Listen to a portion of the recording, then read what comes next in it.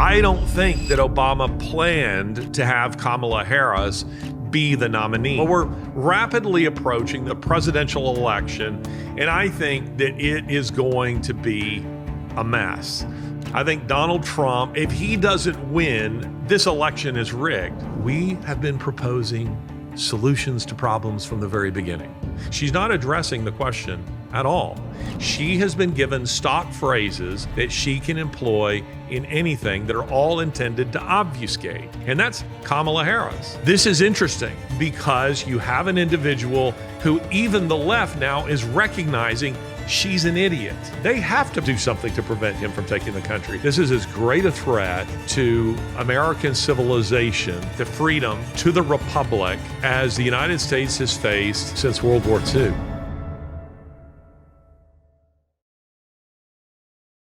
Welcome to another episode of Ideas Have Consequences with me, Larry Alex Taunton. And today's topic is your survival guide, part 2. Now we could call this all kinds of things. We could call this your November survival guide, your conservative, your Christian survival guide, getting through the turbulent times that I think are ahead of us.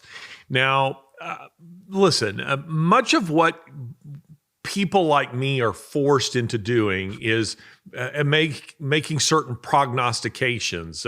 In a sense, it's a little bit like you turn on, the NFL or college football commentaries, on a Saturday or a Sunday morning, and you see them making their picks and saying what they think is going to happen. And you're not always right as it relates to these things. I thought, for instance, earlier this year, some of you will, just a few months ago, I was pretty confident that Michelle Obama was going to be the Democrat nominee. It just seemed to me that was the direction that they were going, that they were trying to set her up with a new book that was coming out with Obama's cryptic tweets and comments. And then you had the fact that you had it was all seemed to be moving in that direction when there was a palace coup and Biden was moved on. Now, I'm still not sure that wasn't Obama's goal. I don't think that Obama planned to have Kamala Harris be the nominee. I think he was outmaneuvered by some others Biden himself, who rushed to give his endorsement to Kamala Harris in order to head off Barack Obama's plans. I mean, if you're going to bump me off and I'm not going to be president anymore, then the least I can do is thwart your own plans for who it is that you want to be the nominee. If you recall, Obama said that he wanted an open convention in his statement about Joe Biden being so noble and stepping aside. He wanted an open convention. An open convention, of course, never happened, and Kamala Harris was rapidly anointed, and that put Obama in a bit of a difficulty where he sort of had to offer his endorsement to her. So that's looking back. Those are things that we've seen that have happened. Moving forward, what's going to happen? Well, we're rapidly approaching the presidential election, and I think that it is going to be a mess. Societally, culturally, politically, you name it. Now, again, I would love to be wrong. You're welcome to dunk on me if after the presidential election there's a peaceful transference of power from Democrats to Republicans. And by the way, I'm strongly convinced that the polls are not really an accurate picture of what's happening. I think Donald Trump, if he doesn't win, if it's not announced, by media that he has won in what should be a landslide, this election is rigged. And that's kind of what I'm saying here is I really do believe the election will be rigged. Again, in using that terminology, YouTube's AI will read what I'm saying and then immediately suppress this podcast because I don't like you saying stuff like that. But we know that the fix is in. It has been. In 2020, Biden didn't really run. You remember he stayed in the basement. Trump was having all these rallies all over the place, and you had Republican polling, Trump polling, and you had Democrat polling, all of which was suggesting that Trump was going to win. except for the Democrat polls, which were all suggesting it would be very, very close in swing states, which enabled them, of course, to say, well, election night, we need to stop the count because it's so very close. And then, of course, suddenly, after this red wave, where it was obvious that Trump was about to wipe out Biden, the counting stops, and suddenly Biden is announced as the winner. And why is that? Well, because the way Democrats have done this is that they wait for the conservative districts to report in order to know how many duffel bags of ballots they need to drop off in the middle of the night. Democrats do their voting chiefly between 2 and 4 a.m. when the polls are closed, of course. And I think that they're going to try to do that again this time. But let's suppose that Trump wins. Just for a second, let's just suppose that instead of media saying, well, we're not going to know for days, and gosh, it's going to take a while for the counting to take place. Let's just say that so many people turn out across the United States that they just can't deny the fact that Trump has won. Well, I think you're looking at riots.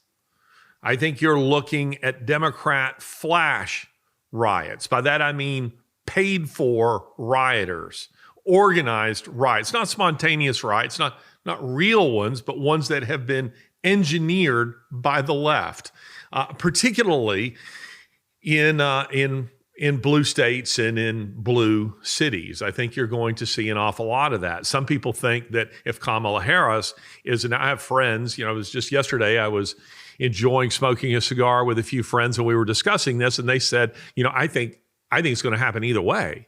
I think if Trump wins, there will be riots, but I also think that if Kamala Harris wins or is announced as the winner, whether she actually wins or not, that you're going to have conservatives who are rioting.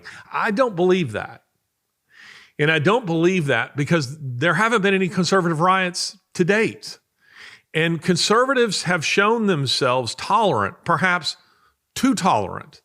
The tolerance of the American people has been extraordinary over the last several years, which speaks in a sense either to the passivity of Americans or to the stability of American society, maybe a bit of both. But I mean, when you consider what it took for the founders of this country to rebel against Britain, taxation without representation, which was the chief reason for the revolution. Wow, what would it take to actually cause the American people to say no more? The transing of children? Apparently not. Marxism creeping into every aspect of American culture? Apparently not. The deliberate destruction of the economy? Apparently not. Telling Americans they cannot leave their homes? Apparently not. Making them wear masks, even when outside, mowing the grass or something? Apparently not. The American people have shown election rigging? Apparently not. Open borders?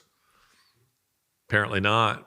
Sending billions, hundreds of billions of their tax dollars overseas in a foreign war to a corrupt government to fight a corrupt war on behalf of corrupt globalists? Apparently not. How about depleting? Is this not one of the greatest scandals of our time? The FEMA budget, they stole straight out of the FEMA coffers so that the people in North Carolina, Tennessee, Georgia, who are suffering in one of the worst natural disasters of modern history, and FEMA has no money to help them because it's turned out that FEMA has used their budget to relocate illegal aliens in the United States. That's an extraordinary, that alone makes Watergate look like nothing. Absolute nothing. Did the American people rise up over that? Not yet. So the American people have shown themselves, conservatives, red staters, have shown themselves to be incredibly tolerant people. So I don't buy into the idea that if Kamala is announced as the winner, that the American people will rebel, that we'll be looking at civil war or something to that effect. So in my mind, there's two disastrous scenarios here. One is that Democrats remain in the Oval Office, in which case the globalist agenda, the World Economic Forum, the WEF agenda will be accelerated in this country. All the things we've been seeing, there will be more of. Now, it's incredible to me that there would be anybody who would say, you know what, the last 4 years, I want more of that. Beat me more, please. I like it. I mean, that's kind of the situation we're looking at, isn't it? So if in fact Democrats remain in the Oval Office, you're going to see all of the nonsense that we've been seeing in terms of open borders and destruction of the economy and Marxist agenda and fascist, totalitarian policies from the top. You're going to see all that stuff continue on. Or you will see riots in order to prevent Donald Trump from taking office, or at least to make any presidency that he might have utterly ineffectual. They are prepared. You will understand nothing if you don't understand this. Democrats are prepared to burn the whole country to the ground before they allow Donald Trump to take office. They are. I have used this analogy before, but I'm going to use it again. When I was a kid growing up, you don't see this very much anymore, and it saddens me, but you don't see kids in the neighborhoods anymore. But when I was a kid, you came home from school, and the first thing you did was you went outside and you played with your friends. And in my neighborhood, we played the sport of whatever season it was. So if it was basketball, we played basketball, baseball. In football season, we played football. And being in the American South, we played a bit of football year-round. And you didn't have any referees. There weren't any official referees. We would divide up, we'd pick teams, and then we would play. And you had to have a certain kind of integrity in order for it to work, which meant that you had to self-officiate. You were out. Yeah, okay, I was out. You didn't catch that. You bobbled it. Yeah, okay, I did. You had to be willing to self-regulate. Didn't mean that there weren't any arguments or disputes or debates, but for the most part, it worked. Kids could self-officiate without having any parents out there and certainly no actual officials. And there were even rules, unspoken rules, to fights, because occasionally fights did happen. But for the most part, fights that took place in the neighborhood, they're among kids who generally like each other, and they're really not out to harm each other.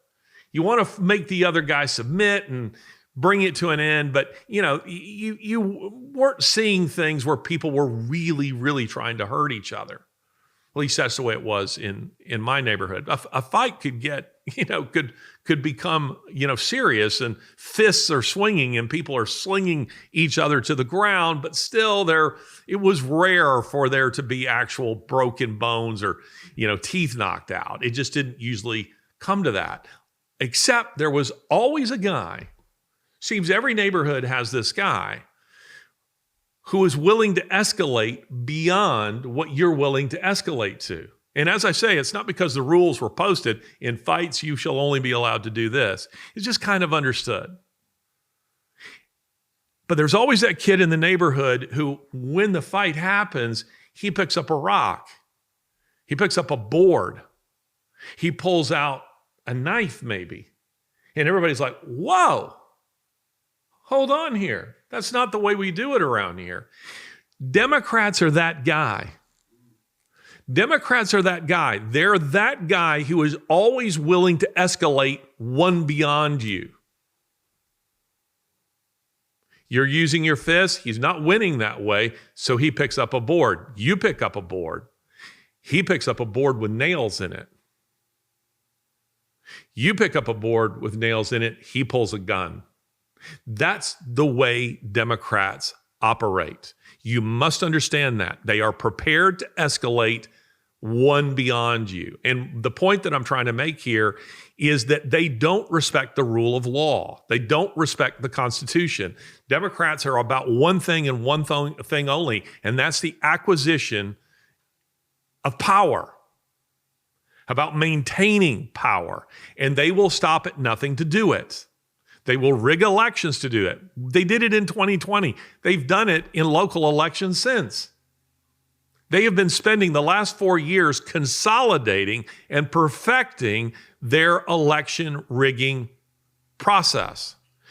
They are prepared to accuse you of Russian collusion, which we all know is not true. They're prepared to say that you're an operative for the Russians. They're prepared to say that you're a pedophile. They're prepared to say absolutely anything, to use media to run a years-long psyop against you. You must understand this about Democrats. And here we are in October, moving into November, moving toward the election, and these are the kinds of things we are going to see accelerating. So how do you get through that? Well, we're going to discuss that in just one sec. But first, I want to hit a couple of other things. As we go through life, the years bring us wisdom, experience, and memories we hold dear. Yet with age, our health often faces new challenges. It's a natural part of life, but it's crucial to address these changes with the right care and attention. For me, one of the ways to stay sharp is to supplement. I've been using Liver Health Formula, and I recommend you try it for yourself to see the results that it can bring. And right now, I think is the time to start taking care of your liver, because there is a silent epidemic affecting 100 million Americans. 1 in 3 Americans suffer from an overworked and sluggish liver.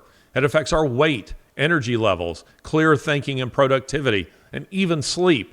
Our livers get bombed every day with GMOs, microplastics, toxins, and all of the stuff that you might not even know about. Liver Health Formula can support your liver to minimize the impacts of all of this. It is a premium supplement designed with 11 clinically proven botanicals to support and detoxify your liver, helping you feel revitalized and ready to conquer each day. Just listen to Mr. Harrington's testimonial, who shared his transformative journey. At first, I was skeptical, but the health improvement has been nothing but amazing. The tired, foggy feeling I've had is gone. I have more energy for a longer duration. Also, the service and delivery is always prompt. Of course, results are not typical, thus you have to see for yourself. There's an exclusive deal for my audience. Head to getliverhelp.com/Larry. And as a special offer, you'll get a free 1-month supply of nano-powered omega-3s with your order. That's getliverhelp.com/Larry. In the news, very quickly. The first one is this. I loved this. More of this, please. Here is a headline: breaking. Spain's first soccer team of transgender men. Transgender men are actually women who want to say in their fantasy world that they are men. So Spain's first soccer team of transgender men, meaning actually women, played its first debut soccer match against an all-male team of the 5th tier, meaning not a very good soccer team. And they lost 19-0. You cannot change human nature. You can change behavior, but you cannot change human nature. I showed on here several episodes ago, and it's perhaps worth showing again, but where a woman went on a British morning show, and she had claimed that she had turned her dog into a vegetarian. And boy, did she set herself up. She was talking about her method and how she had managed to change her dog. And to demonstrate it, they bring the dog out on a leash, and there's 2 bowls. One of them that has, I don't know, green beans in it or something. I don't know. And the other one that has beef in it. Now, where do you think the dog went?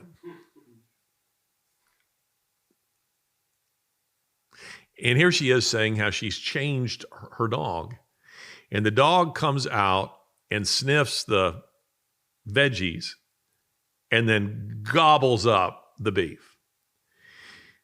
And when I say that you can change behaviors, you could, shock that dog every time that dog went for beef so that it would stay away from it. But you can't fundamentally change the nature of the dog. Dogs are carnivores. They're carnivores, unrepentant carnivores. And they are going to, they're going to go for that. That is what's going to happen. And you can change your behavior. You can act like you're a man when you're not, or you can act like a woman when you're not. You can dress up, you change the exterior. You know what's actually kind of frightening is sometimes these men, you pretty well never see it in reverse. But there are a few men who have such delicate features that they make pretty women.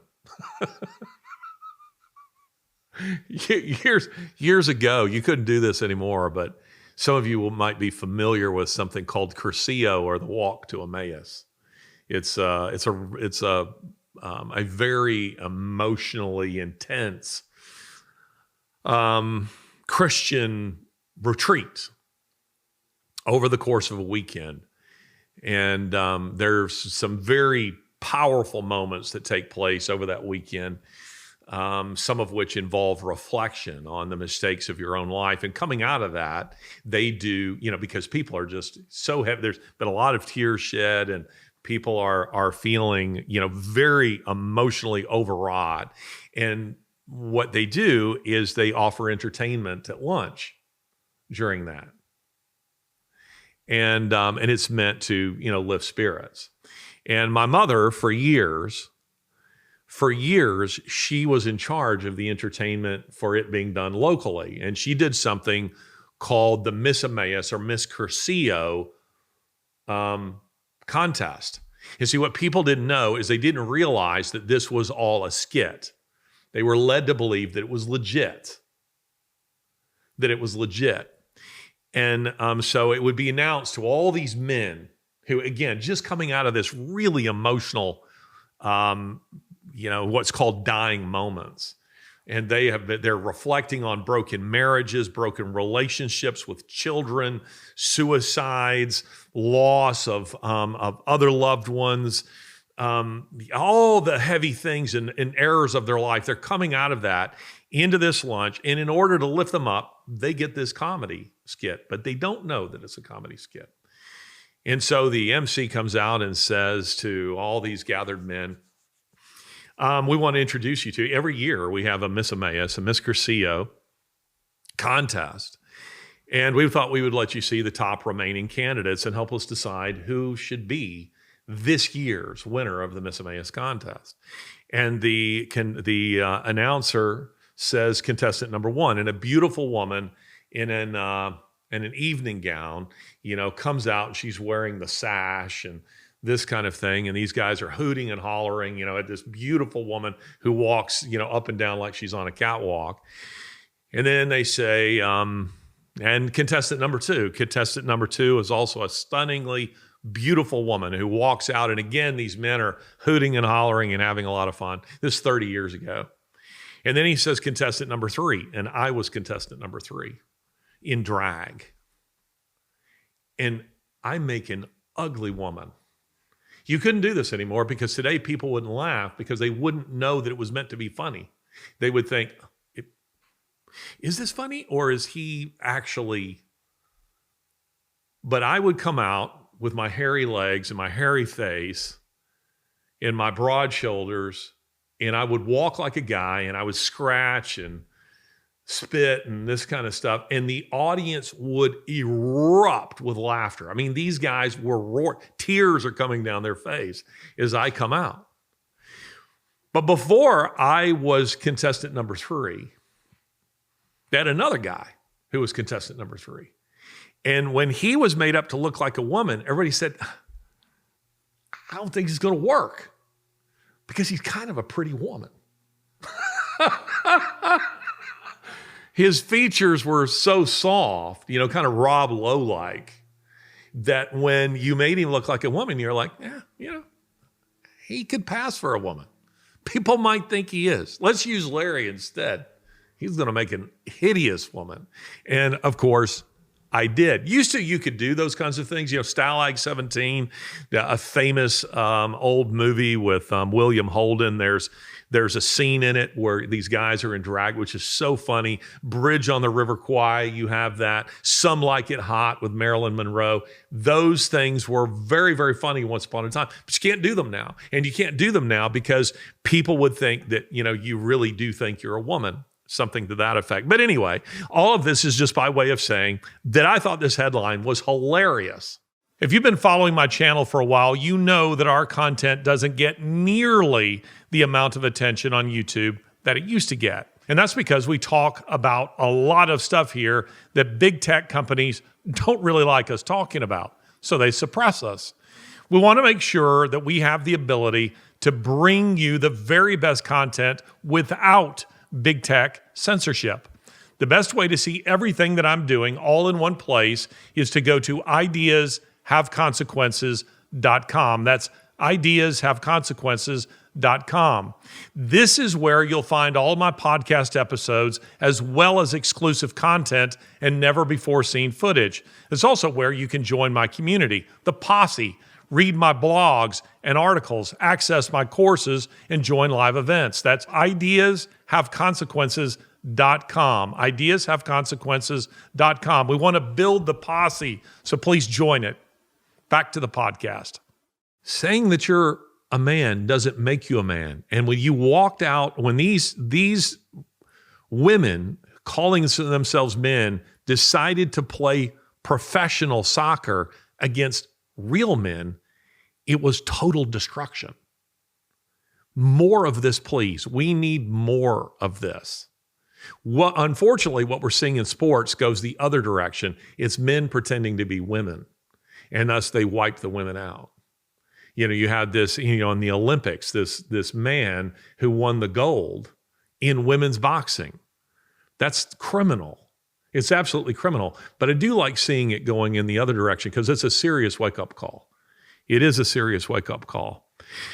Another thing that I want to respond to is that someone posted, I don't remember if this was on social media, if this was on YouTube, but someone had made this comment, and it's a good comment. They're asking me because I had said, almost as a throwaway comment, in a previous podcast,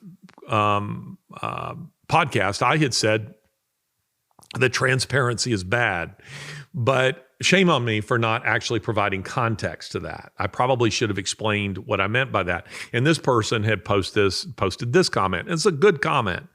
She said, transparency is bad. We live in a world of wearing masks. People are pretending all day long. To me, transparency is integrity, and it is the opposite of guile. I do get the problem of oversharing and unhealthy venting, granted, or throwing it all up on social media. But transparency means I'm approaching you in good faith with no hidden motives. I strive to live transparently. Good for you. That's not quite what I'm talking about here. Rather, what we're seeing in culture is that transparency, the idea of transparency, is being sold everywhere, from the church to government to every aspect of life, that transparency everywhere and in all things is good. It isn't. Scripture is clear in saying that only the fool says everything that's on his mind. I think one of the worst possible things, if it were possible, that we could all put on, you remember the Google glasses? The Google glasses that were so controversial when they first came out that you put them on, and I can't recall what all they did. They recorded things, but then they also, like, facial recognition was involved and would identify who the people are that you're looking at and all that. Imagine that there was something like that you put on and you could see all of the thoughts in other people's heads. It'd lead to total societal destruction. Total societal destruction. Everything that is in your head does not need to be said. And that's because a lot of the things that are in our head are fleeting thoughts that aren't fundamentally what we believe. You understand what I mean by that? They're things that for a second you're thinking it and you rein in your thoughts. It might be a sinful thought. It might just be something you're thinking about saying and you decide not to say that might actually be true, but you decide not to say it because you recognize that it would be hurtful. But the point is, everything in your head doesn't need to be said. Everything doesn't need to be shared. I've have done a lot of work with youth over the course of my career, and I cannot tell you the number of times I have seen young people, and by young people these days, because I'm getting older, I mean stretching up into their late 20s and into their 30s, single people who, because they think the person they're dating in that particular moment is going to be their life's partner, they end up sharing a lot of things they shouldn't share. And the result of that is when there's a breakup, and that happens most of the time, right? I mean, you're only going to marry once, and you date all kinds of people before that, perhaps, that seldom are breakups friendly. They're often hostile. Doesn't matter how nicely you try to break up with someone, it usually ends in an ugly way. And that person, in turn, weaponizes the things that you've told them. Most people do not have the integrity to say, you know what, we're not dating anymore, but I wish her well. Instead, it becomes that bitch, that whore, and start saying, you know what, she told me she did this and she did that, and she said this, she said that, she told me her sister is on drugs. You start weaponizing all that stuff. You need to be very, very careful with whom you share your inner being. That needs to be a number of people that is 3 or less.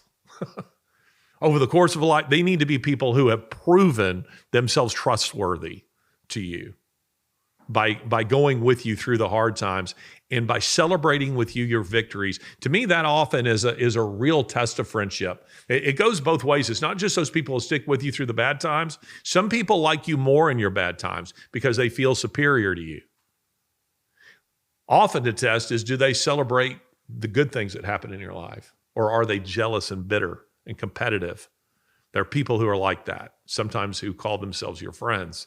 But your real friends, when you get that job promotion, they are so happy for you. When you get that nicer house, they are happy for you. When they see you succeeding, they cheer you on. Those are your friends. Those are the people who want the best for you. And the point here simply being, not everything needs to be shared. Not everything needs to be said, not even with your spouse. That'll be shocking to some people to think that there should be total transparency. There are things I don't need to know, don't want to know. There are things that I could say that I don't because they might be hurtful. You don't need to say everything that's in your head. I don't need Lori to say everything that's in her head. And that may just range from, he's looking a little tubby, to that wasn't a very smart comment. But I'm glad she doesn't say everything that's in her head. Transparency in all things isn't good. Don't buy into that lie. I personally think accountability groups that are so huge are pushed in churches frequently are very bad. Again, I would say to my boys, your transparency needs to be the things where you're needing to, someone to share your burden with you. It needs to be, a family member, someone who loves you, dear friend that has proven themselves, and that's it. Because I've seen so much harm come out of that. I'll tell you a little story that I heard a few years ago from a guy with Campus Crusade. He had slept. He was single. He had slept with a couple. He was single, college age. He had slept with a couple of single college age women. But because Campus Crusade put so much emphasis on accountability And transparency, he shared that with his roommate, who was also his Campus Crusade boss. And he said, hey, I want to share something with you, a moral failure on my part, something that I did. Guy's like, yeah, brother, you can tell me anything. Safe with me.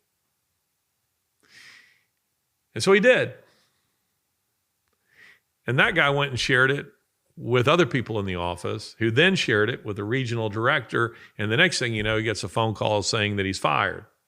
Now, I'm not making any commentary here on whether he should or shouldn't have been fired. My point is that the people he shared it with, that the individual he shared it with, had demonstrated himself to be utterly untrustworthy. And the woundedness that came out of this was huge, because you end up with an individual who trusts no one. That's a win for the devil. The devil wants you to trust no one. And human relationships are very fragile. They really are. So that's what I'm talking about when I say this. Now, coming back to the survival guide and where I think things are going, let's start with this. Oh, and by the way, I did want to say one more thing. One other comment people have made is made a comment about this hat. Now, I'm going to have them put up on the screen the way this hat used to look. But this is a Panama hat. I love Panama hats.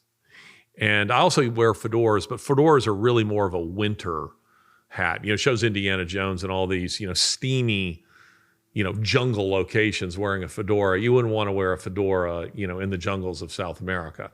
You'd want to wear a Panama hat.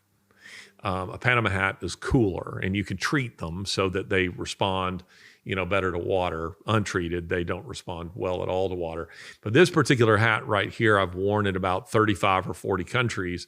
And when I began the around the world journey, the first one got a couple of holes in the back. That hat was gorgeous and looked brand new, but I've got over here, because I like hats, so please indulge me as I say something about this. I don't wear my really good quality hats when I'm in third world countries. That one is a decent hat. This, however, is an Italian Panama of real quality. This one right here is this is a Panizza, and you can tell if the quality of a Panama hat by the tightness of the weave. You can't really get the camera in here to take a look at it, but the tightness of this weave. You can hold this one up and you don't see through it particularly well. And that is because it's a very quality hat versus that one. But then I have over here my real pride and joy. And you'll notice that I have a hat stretcher in it. And that's because a Panama hat, when you wear it and you sweat, when you take it off, it shrinks. And then the next time you go to put it on, it doesn't fit. And if you're like me and you got a lot of hair, that's a problem. So the hat, you like this hat. Look at this. It doesn't fit me anymore. And it's not because my head has gotten bigger. It's because I didn't stretch it back out when, after a trip where it got really sweaty and then it tightened. So you put a hat stretcher in it as soon as you're done wearing it. And any good hat store will give you one of these. But this is a Borsalino. That's the finest hat in the world right there. Borsalinos are expensive, but they're nice. I like them. And if you're also like me, I've had cancers, kind of on my face and my neck. And I've always loved hats. I've loved them the whole of my life. My family tells stories of how when I was a little boy, just barely walking, that I would wear my granddad's fedoras. So I've always loved hats, but a good quality hat, when you get outside, a baseball cap does nothing to protect you from the sun. Maybe just a little bit on your forehead, but there's nothing for your ears, nothing for your back, and you need to. So that matters. So yes, that is a fedora, a Panama hat, and I love them, and I do wear them, and that one has a lot of stories behind it. Now, Kamala Harris, let's watch this little video of her. This is an extraordinary video, and it's from 60 Minutes. 60 Minutes. Some of you maybe have seen this already, but let's listen to what she says here. I've been covering the border for years. And so I know this is not a problem that started with your administration. Correct. But there was an historic flood of undocumented immigrants coming across the border the first 3 years of your administration. As a matter of fact, arrivals quadrupled from the last year of President Trump. Was it a mistake to loosen the immigration policies as much as you did? It's a long-standing problem, and solutions are at hand. And from day one, literally, we have been offering solutions. What I was asking was it a mistake to kind of allow that flood to happen in the first place? I think the policies that we have been proposing are about fixing a problem, not promoting a problem. Okay. But the numbers did quadruple. And the numbers under your today, watch. because of what we have done, we have cut the flow of illegal immigration by half. But should you we have have done cut that? the Should you flow have of done that? fentanyl by half. But we need Congress to be able to act to actually fix the problem. That's incredible. Now, let's watch a clip of Tucker Carlson. Let's watch a clip of Tucker Carlson with Elon Musk that is, in a sense, kind of broadly speaking, a response to this. Let's listen to what they say. The people voted. No, there were no people voting. It was all just Dem Party elite that just appointed someone.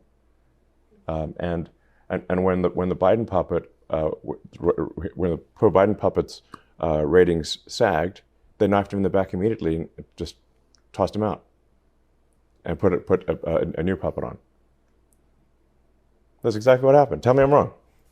Well, not only you're right, I mean, it's almost not even worth criticizing Kamala Harris. No, exactly. What does she have to do with it? There's no point in criticizing Kamala. She's simply the face of a much larger machine. Yes. And she will say whatever the teleprompter, whatever's on the teleprompter, she's going to say it. Yes. Now she gets stuck if the teleprompter breaks. That happened recently. I think the teleprompter stalled, and she was just like looping for a while, for about a minute. So I think that happened yesterday or something. It was pretty funny to watch. But she'll just say whatever words are on the teleprompter. So, it's really whoever controls the teleprompter is the actual sort of, that's who's actually in charge. And who is that, do you think?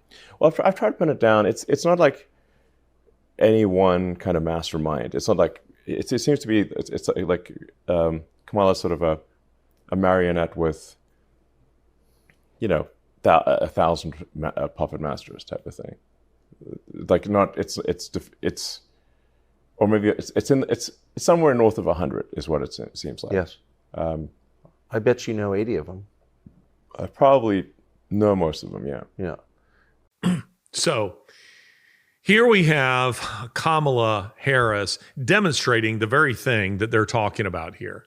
So she is, she's on 60 Minutes, and much to, I think, everyone's surprise, even on the left, the 60 Minutes interviewer is pressing her pretty hard on the border. 3 times he asks her, what have you done to stop the flood at the border? Shouldn't you have maybe done something earlier? And then she finally, of course, she offers these responses. They're canned responses that could be responses to any question. That's the way they're designed. I'm mindful of King George II of Britain. Hanoverian king, King George II, spent almost all of his time in what is now Germany, in Hanover. And he didn't learn English except for a single phrase. Is it possible? If you think of it, it's brilliant, because is it possible is a phrase it's like a Swiss Army knife. You can use it in almost any context. Sire, the peasants are rebelling. Is it possible? Sire, we're having steak and eggs for breakfast. Is it possible? Sire, your wife has given birth to a son. Is it possible? You see, the phrase can be employed in anything. And that's Kamala Harris. We have been proposing solutions to problems from the very beginning.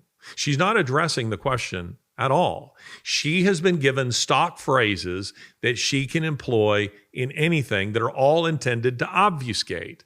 Now, as Lawrence Fox and I said on WTF, the other show that I do with my good friend and colleague Lawrence, we said in that previous episode almost exactly what they just said here. We said that Kamala Harris, Joe Biden, and a number of politicians on the left, and not just in the American left, across the Western world, that they are actors in a literal sense, not Hollywood, but not Bollywood, but actors in the sense that they are, just as Musk said, they're reading from a script. They're reading from teleprompters, or they're reading from the notes right in front of them, and they're saying what they're told to say. In fact, I'd even said on that particular episode that a friend of mine, the author of this book here, had said that he didn't agree with me that Kamala Harris was a Marxist. And I replied to that, or maybe should have replied to that, well, if you're saying Kamala Harris isn't a Marxist because she's not smart enough to be a Marxist, then I agree with you. But whoever it is who is writing the script for her is a Marxist. So they're pointing out what we've been saying for months, indeed for years, that the Biden administration, they are empty suits. All of them, they're empty suits who are doing exactly what they are told to say. And I've likened it to a sock puppet, that they are just saying what they're told to say. Biden himself was a guy who was prepared to be a hardcore capitalist if they wanted him to be. He'll be a hardcore Marxist if you want him to be. He will be a guy that is racist if you want him to be, anti-racist if you want him to be, globalist, nationalist. It doesn't matter. He was for sale. You just have to buy him. Kamala's the same. These are not her own ideas. Now, this is in contrast to, say, figures like Obama. Obama is an ideologue, as we say on this show, an idiot.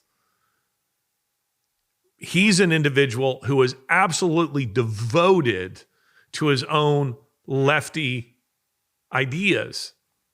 That's not true of these figures. They'll be whatever you want them to be. And people like George Soros learned long ago that you can buy them. That's one of the flaws of a capitalist system, is they're easily bought. And by the way, it's a flaw of a communist, a socialist system, because they can be bought too. Greed is a part of human nature. It doesn't matter what system you're actually a part of. But I find this interesting, their commentary here, because they're pointing out something that, again, that we've been talking about, and that is the idea, we're not just talking about a single individual who is behind the scene. The Wizard of Oz is not just a little man behind the curtain. It's a lot of people back there who are playing the role of controlling what's going on. And Musk points out, Kamala wasn't elected to anything. She was appointed. They decided that Biden wasn't going to be the guy. Obama himself, as I said at the beginning, wanted there to be an open convention. He was outmaneuvered, and Kamala was pushed up onto the stage, and now there's general panic that she might lose. But you see, this is interesting because you have an individual who even the left now is recognizing she's an idiot. And I'm not just saying that, by the way, just to disparage the woman. Not that I feel any scruples about doing so. I mean, these are evil individuals we're talking about here. But I mean, she's genuinely an idiot. Obama's not an idiot. Biden's not an idiot. Well, maybe he is now. You know, he doesn't know where he is half the time. Bill Clinton, not an idiot. They're unscrupulous. They have absolutely no conscience whatsoever.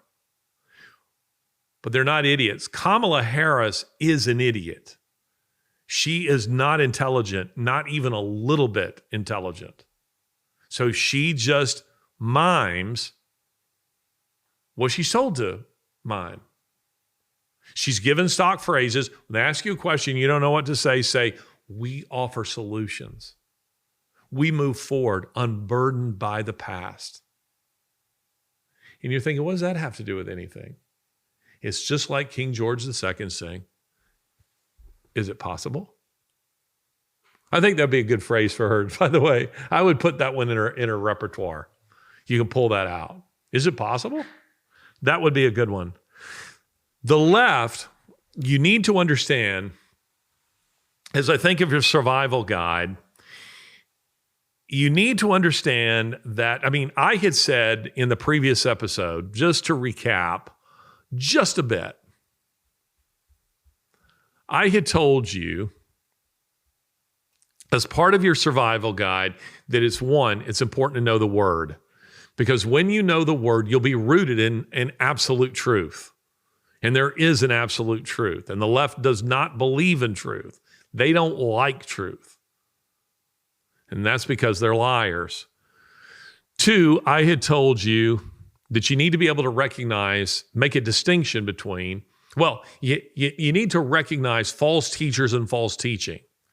And I'd explained the distinction between those two. You can go and watch that episode for more on that. 3, I had said that it's important to understand the difference between being anti-woke and conservative. There are a lot of people who are going to be voting for Trump who are not conservative at all. It is important that you understand this. They're anti-woke traditionalists. Elon Musk knows what he's against. I'm not sure that Elon Musk knows what he's for, but he's definitely anti-woke. But he's not a conservative. Don't make the mistake of thinking that. But he's anti-woke, and I'm glad he's anti-woke. And I gave several examples of that. Number 4, we have to be aware of our own capacity for self-deception. And as I think on that, I was thinking on that this past week when I was on my tractor. I was thinking about how profound our capacity for self-deception really is. On almost everything, we tend to judge ourselves better than we really are. That's human capacity. That's the human. We grade ourselves on a curve. We think to ourselves, I'm not as bad as some, but I'm not as good as some, but I'm better than most. That's the way we tend to think of ourselves. And I think you got to be very careful the way you judge and evaluate yourself. Be anchored in the word and be aware of the fact that not only for your capacity for self-deception, but this brings me to where we are now. You need to be aware of your capacity to be deceived. Not just by yourself, by others. I think that figures like, say, David French, who postures as a conservative, I think the level of self-deception with that guy is startling. But there are other individuals who I think are just deceived. They're not self-deceived per se. They've been deceived. I made reference to the fact, and again, I want to be clear, I like Tucker Carlson, but Tucker Carlson right now, you got to be pretty careful of him because he is embracing a lot of bizarre ideas. Not here, not in this discussion with Elon Musk, or at least the clip that I just played and that I've seen. But he is, embracing the idea of, potential flat Earth and the moon landing not being real and all space aliens, all kinds of things like that. And I think that comes about from the fact that we have been bombarded with so many lies from our media in recent years that some people, it has unhinged them. It has uprooted their whole worldview, so that rather than just questioning some things as they ought, like, should I believe the Biden administration? Should I believe what Kamala Harris is saying? Should I believe CNN or CBS or ABC? They're questioning, reality itself. They're starting to think, maybe we live in a simulation. Nothing's real. That's not helpful. But you should be aware of the fact that you can be deceived, and that is because propaganda does work. Some of you say to yourself, I don't even know why the media says some of the crazy things that they say, because who's going to believe this? Well, the reason they say them is because a lot of people do. William Shire, I don't have the quotation handy right here, but I really have enjoyed reading, and by the way, the Audible book The Rise and Fall of the Third Reich. I've read it's about this size, Rise and Fall of the Third Reich by William L. Shirer, Shirer. I would recommend that any of you read it and read it now, or you can listen to it. It's read by Grover Gardner. Anything read by Grover Gardner is great. He doesn't always get his, he maybe doesn't work on his pronunciations quite so much when he's dealing with Latin or French phrases, but he has a great voice, very clear. He's a very good reader, and his reading of the Rise and Fall of the Third Reich is fantastic. I've listened to it twice. So I've not only read the book, but I've now listened to it twice. It's like 64 hours while on my tractor. And now I'm listening to his reading of William Shirer's The Collapse of the Third Republic, which is the French government that collapsed in May of 1940 with the German invasion. It's quite fascinating. But Shirer says in Rise and Fall of the Third Reich that when he was in Germany, Shirer died in like maybe, 91 or something. I'm not sure, but he was born in 1902. He was an American reporter back when there was some very good reporting that was being done. And he was stationed in Berlin for much of the rise of the Third Reich between 33 and 40, right up to the German invasion of France and before the declaration of war on the United States by Hitler's government. And so he met a number of the principals, and he was there as a witness to a lot of what was taking place in Germany at that time. And Shirer has this brilliant passage where he talks about the effect of Nazi propaganda even on his own thinking. And he says, here I was living in that country knowing that they're lying in their newspapers and on radio. And he says, and I have access to the newspapers of Switzerland, of France, the United States, and Britain daily. I also am listening to BBC. And he said, in spite of that fact, the steady drip of Nazi propaganda in my ear still had an effect on my thinking. And he said, no one who has not lived in a country, a totalitarian regime, which controls all media, can possibly understand the effect of that media on a population. And that's the point that I'm making here as it relates to your survival guide. You need to be very aware not just of your ability to deceive yourself. You see, we all want... Malcolm Muggeridge, who I quoted previously, said that people believe lies not because they're plausibly told, but because they want to believe them. I find that in dealing with a lot of the people who are fans of Darryl Cooper, who is not a conservative, he's a hater of God, and he's a storyteller. He is not a teller of largely false stories. He's not a historian, but you can't make a dent with his fans. Yeah, I can lay out, as I did on this podcast, where he's wrong, factually, irrefutably, where he's wrong. And you will still have people who will argue with you. And what you're discovering in that is that you're dealing with people who believe his lies because they want to believe them. You remember that song, When a Man Loves a Woman? And I don't remember all the words right off the top of my head, but the gist of that song is, when a man loves a woman, you will never convince him that she's bad. When she's bad. Why? Because he wants to believe she's good. Have you ever dealt with a friend like that? I have. I've dealt with some friends like that. Maybe you've been in a circumstance like that personally. You're in a relationship with a bad man or a bad woman, and everyone can see it but you refuse to believe. And why? Because you have an emotional investment in your belief. When you're dealing with people like that, you're not going to make a dent. There's an old maxim that says a man convinced against his will is of the same opinion still. You're not going to move them off of it. because they're committed to it. And that's what I'm getting at when I'm talking about your ability to self-deceive, but also to be deceived by a lying media, because there's a part of you that may want to believe it. Don't just accept all conservative news as factual because it's so-called conservative. Accept facts, not conservative or liberal, facts. Accept truth, regardless of the source. Accept truth. Don't just think because Tucker Carlson said it that is true, or that I said it that is true, or that because it's on Fox News that is true. You can be deceived. And by the way, the easiest way to deceive people is to deceive them through a trusted source.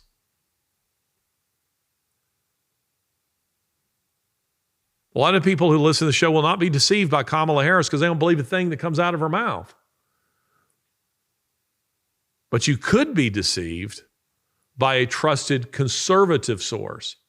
I do not know. I want to be clear that I don't know the facts of this, and I'm not trying to malign the woman because I don't know.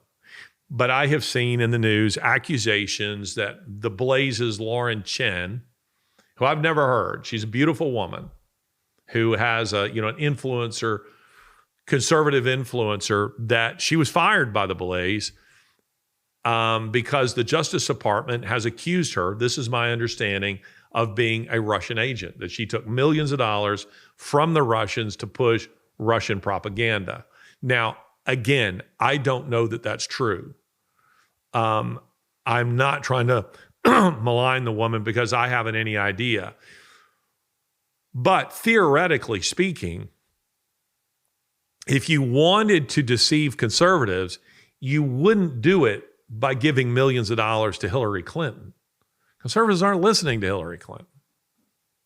You do it by seducing a trusted source and then having that source pass along bits of falsehoods.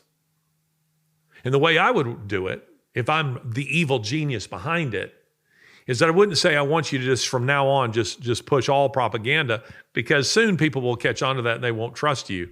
I want 95% of what you say to be true. And then I want you to slip in some stuff that isn't true, that helps our cause. That's the way you do it.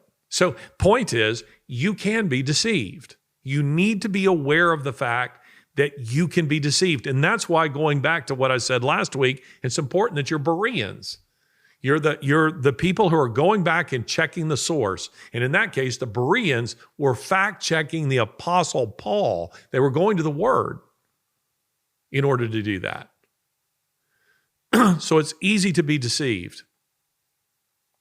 It's also important that you understand that the media itself, they have a number of ways of deceiving you. I've seen this at a very, very personal level from the inside, having done a lot of television, a lot of radio, a lot of publishing with the left. Let me just give you a couple of little tidbits. Did you know that the author of almost any news article never gets to choose the title of their article? So when I've published with, say, The Atlantic or CNN or Fox News or any conservative source you care to name, Daily Caller, Town Hall, I never get to, well, I won't say never, almost never get to choose the title.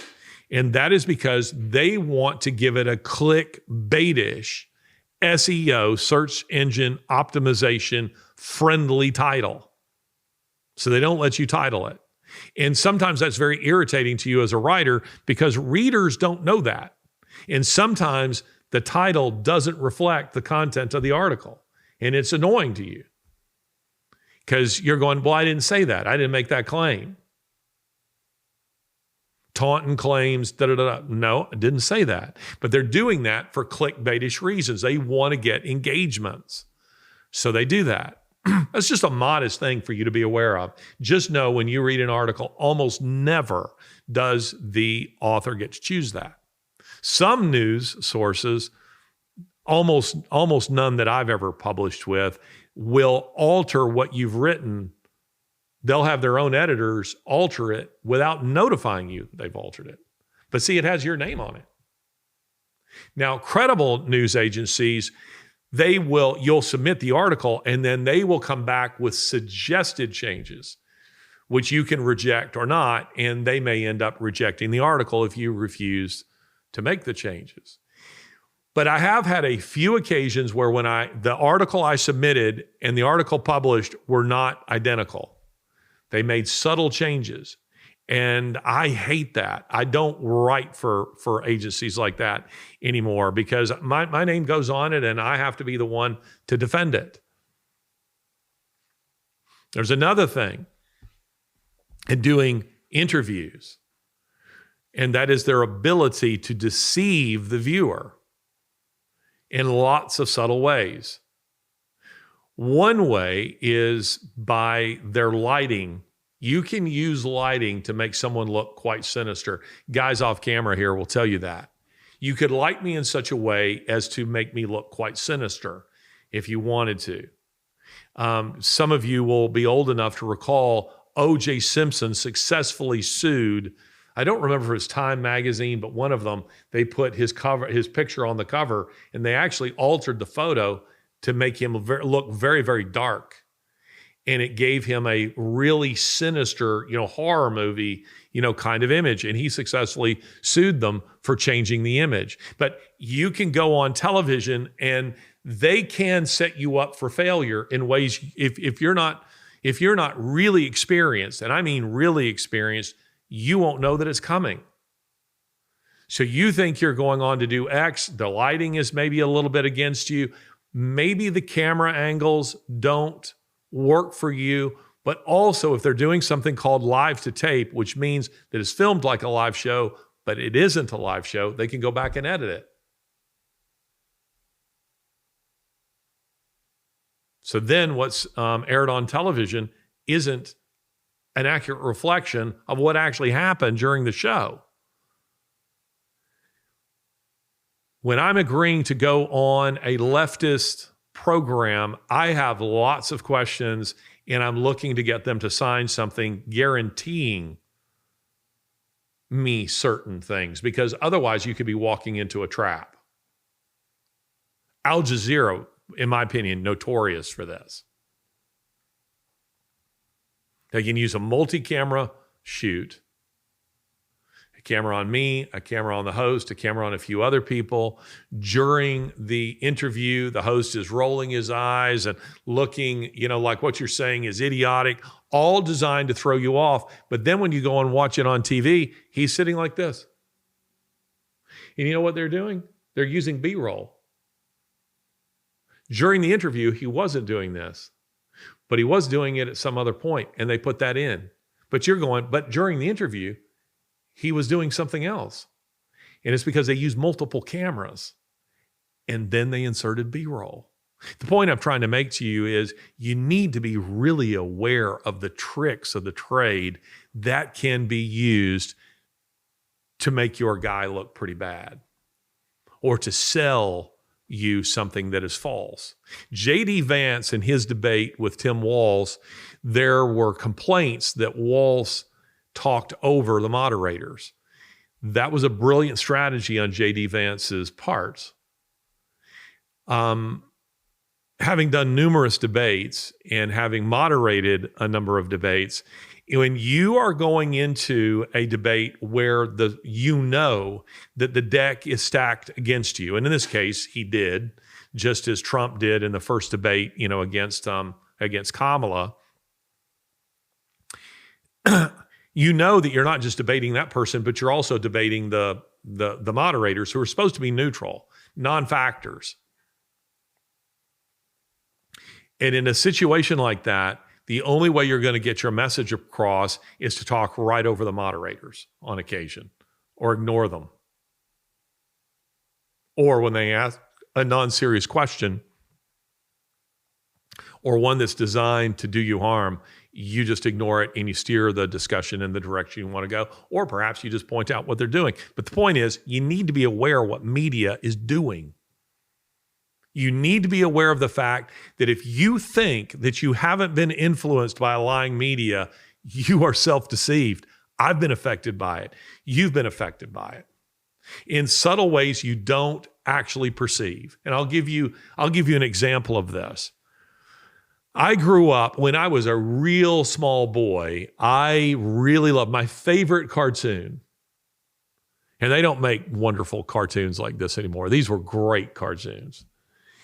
Was a show called Johnny Quest. Now, there are a few of you who are going, oh, I know Johnny Quest. You probably know like the eco-friendly Johnny Quest of the 90s and early 2000s. I'm talking about the late 60s Johnny Quest.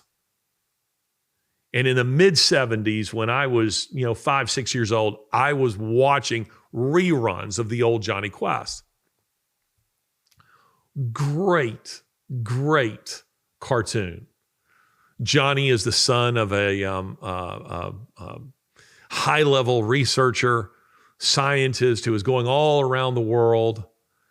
And he's got his bodyguard, Race Bannon, and Johnny's good friend, Haji, and their little dog Bandit. And they're in the Egyptian pyramids. They're taking on old Nazis. You name it, they're doing it. It's just pure adrenaline rush for kids, adventure. Well, when my boys were, back in the 90s, early 2000s, when my boys were quite young, they were all at home. We hadn't yet adopted Sasha. I would always tell my boys, some of these cartoons you guys watch, they're just crap. I wish I could show you Johnny Quest. And this is pre-Netflix, and it wasn't there anyway. And then one day I'm going through Sam's Wholesale, or isn't that what it's called, Sam's Wholesale? I was going through Sam's, and I saw a box set of Johnny Quest. And I'm like, I can't believe it. I haven't seen this show in 30 years. It's the best show ever. And I bought it. And excitedly, I took it home and I put a DVD in, going to show the boys. And one of the very first episodes,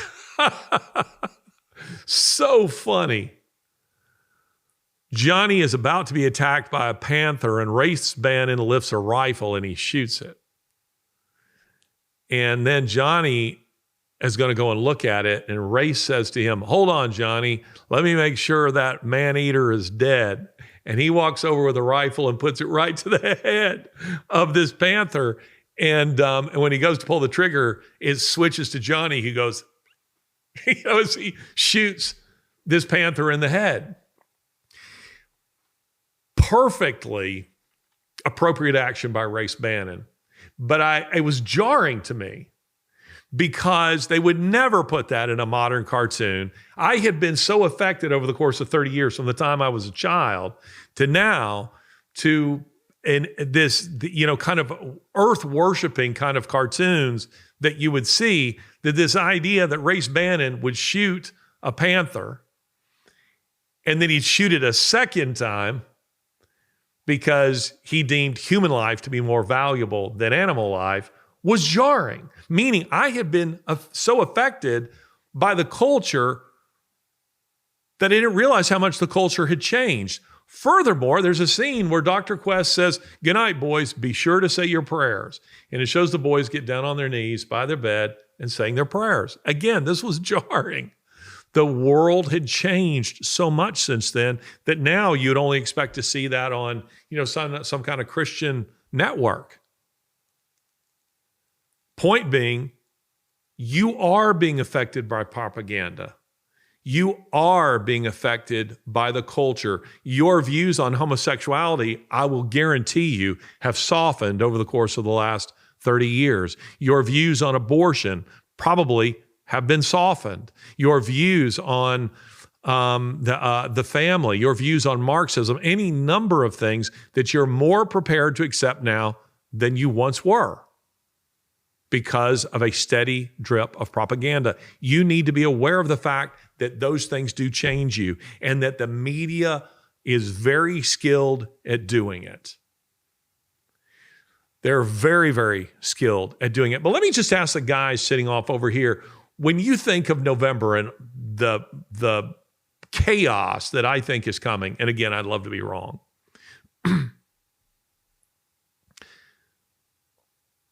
what do you think needs to be a part of the survival guide? I mean, what do you think's coming? You need to store some food.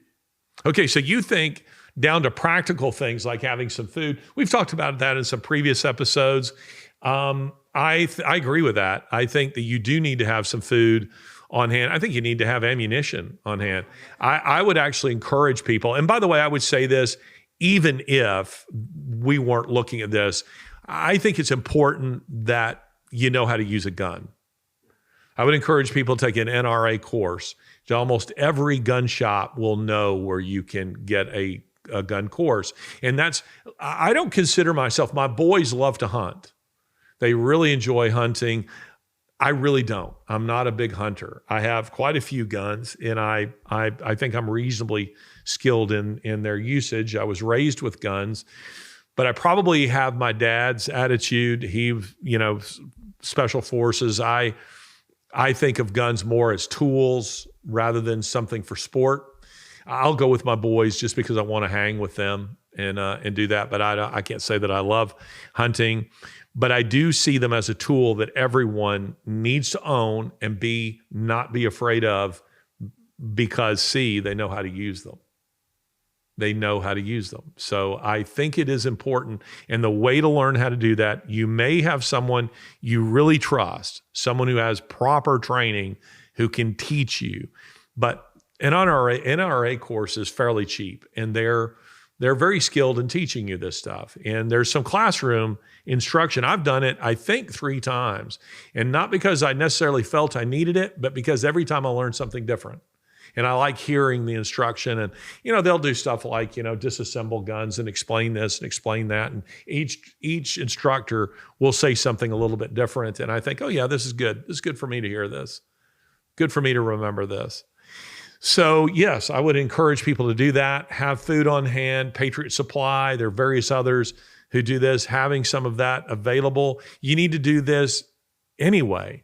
I mean, I'm sure there are a lot of people who have been affected by this hurricane who wish they had done it. Currency, silver, gold. Silver, gold. I am less astute when it comes to those things, but I will say the value of gold is just continually silver. You having it in something, a physical asset, I think is also important. Got it? There are some people that I know who are very good at, making and storing, their own food. My grandparents were people who would you probably are familiar with this generation, having gone through the Great Depression. They put some money in, mason jars and buried in the ground. The effort by the left, again, if Democrats stay in power, they're going to move towards digital currency rapidly. And whatever you got in your mason jars it'll be like Confederate money. It'll be worth nothing. But having some currency that is available to you, having physical assets, having food, being able to, and I mean, if you'd have told me I would say this 10 years ago, I wouldn't have believed it. But when you're talking about 20 million illegals coming into this country, the goal by the left is to eventually have those people in positions of authority, namely in military and police. So that, for instance, in conservative red states, you often had sheriff's departments and police departments who said, we're not enforcing lockdowns. They're unconstitutional. We won't do it. We're not going to go around forcing people to wear masks. We will not do it. That's because you had sensible police and sheriff's departments. You had some not so sensible too. But the goal of the left, of the course of the beginning with Obama and then coming straight through today, has been to purge the military and police of conservative elements. And they want to replace them with illegals. People who have no conscience about enforcing their rules because they come from totalitarian regimes. They don't mind doing it. And then you're really in trouble when you're not dealing with a sensible, officer of the law. Their goal is to move in that direction. And that's all the more reason that you need to be prepared to be able to defend yourself, because it may come to that. It may actually come to that. Again, I hope it doesn't, but it is important that you have some means of doing so if you need to. What else would you say? Transportation that's not electric. I don't know if you heard that, but transportation that's not electric. I'm a big fan of that. I have a Land Rover Defender that has 0 computers on it. Diesel, thing will climb a wall. And you can't just point some kind of electronic pulse at it and shut it down. Not going to work. It has no computers at all. And the electronics that it does have on it are generally crap anyway. That's the way it is on these old Land Rovers. The the radios and headlights and stuff like that are not the best, but they just keep going. So yeah, I agree with that. But what do you think is actually coming? And again, this wasn't a planned conversation here with Jonathan, who's off camera over here, one of the tech people involved with Ideas Have Consequences. I want to just get his honest reaction. What do you think's actually coming? What's your opinion of what is coming? I think there's going to be a riot with elections. So you agree with me in that? I do. I agree with, and I don't know if it'll be isolated, or I don't know if it will be widespread. But I think that there's going to be some anger. Well, I think you're right about that. Here is what I tweeted yesterday. I tweeted a poll.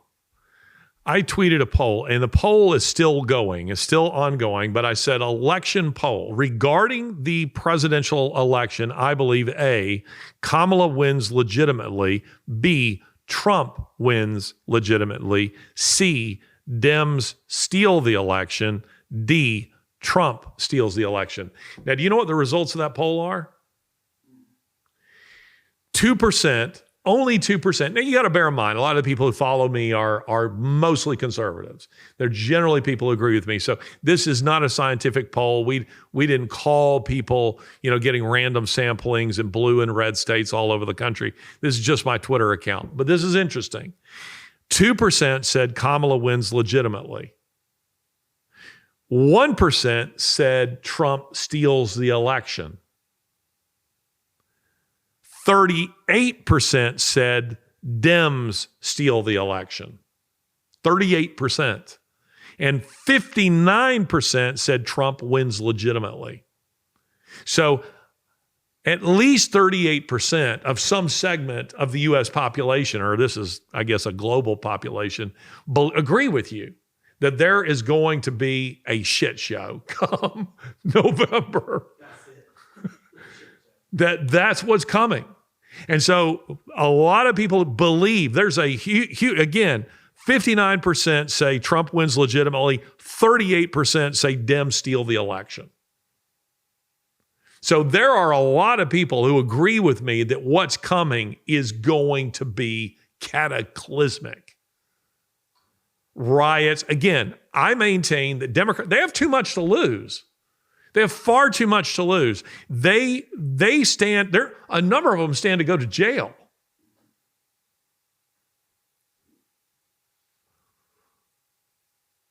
You also have illegals who are voting who stand to be deported. Now, do I actually think Trump is going to deport a lot of illegals? I don't. And it's for this reason. I think a lot of people are expecting that to happen.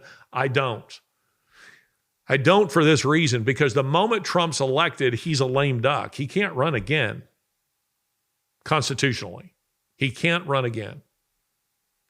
And I don't think he'll have the political will to follow through with the deportation of 1 million people, much less 20 million people. I just don't think he will. I wish he would, but I don't think he will. He might work at changing election laws, but I don't see that happening. But the point is, you're definitely going to see, at least a lot of people believe you're going to see a real mess coming next month. And Democrats, because they have so much to lose, and those with whom they're allied, they have to do something to prevent him from taking the country. Assassination, not off the table, as we've seen. Election rigging, not off the table, as we've seen. Ballot harvesting, which is actually legal in some states, not off the table, as we've seen. And rioting. which they've all done before. So I think that stuff is coming in a big way. Again, hope that I'm wrong. And for that reason, I don't think you should be shocked by it. I don't think it should completely unsettle you. I think you should just be prepared for it. You should plan for the worst and hope for the best. I'm trying to help you plan for the worst and hope for the best. I put my hope in a sovereign God, not in Donald Trump, not in Ron DeSantis, not in any Republican, not in any man.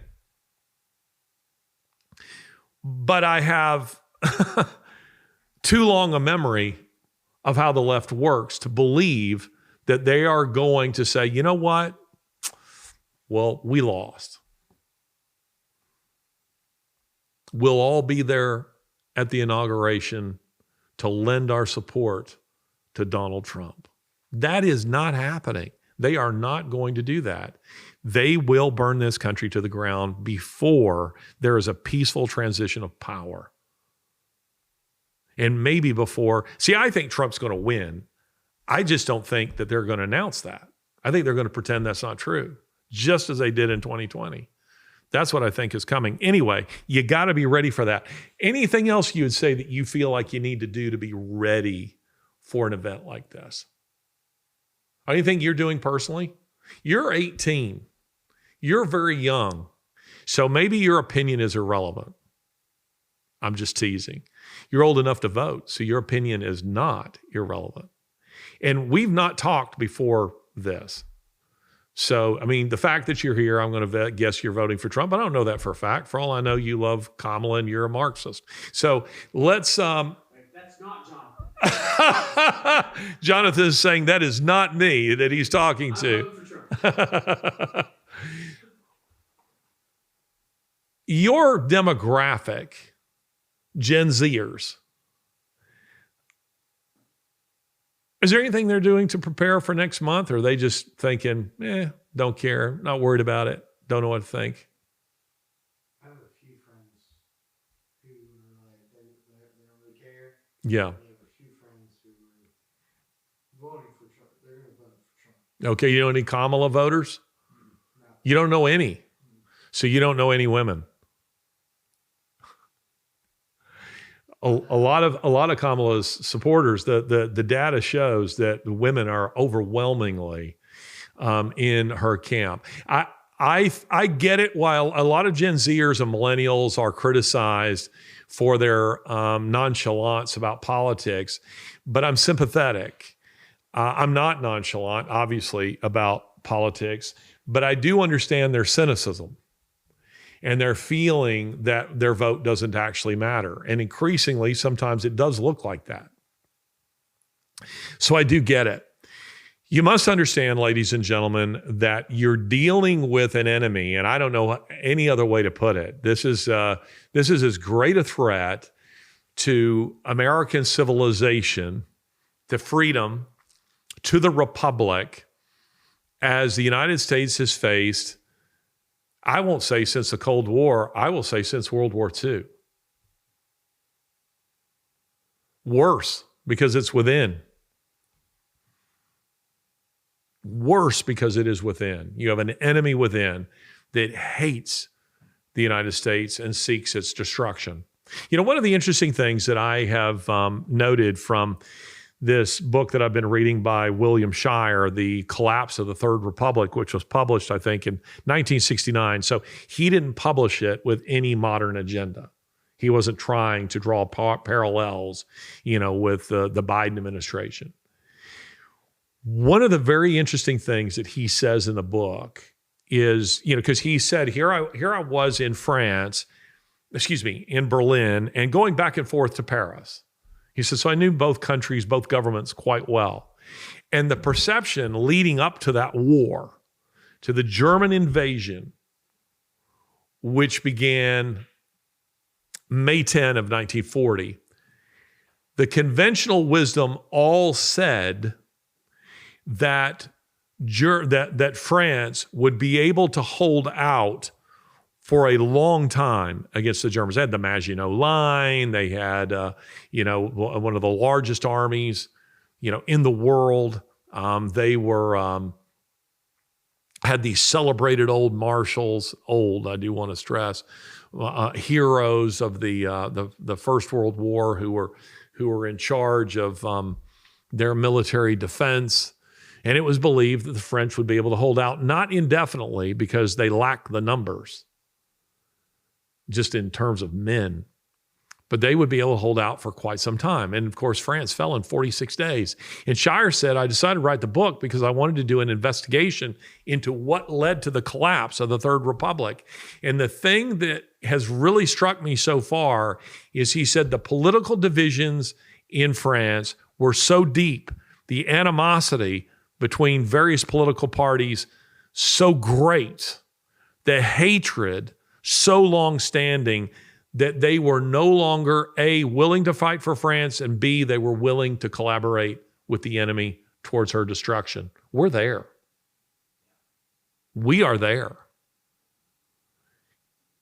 The hatred between political parties here in this country are now so great that they are working against their own vital interest, which is national security.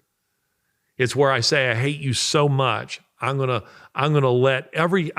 desecrate everything you love. You love children, I want to kill children. You love families, I want to destroy families.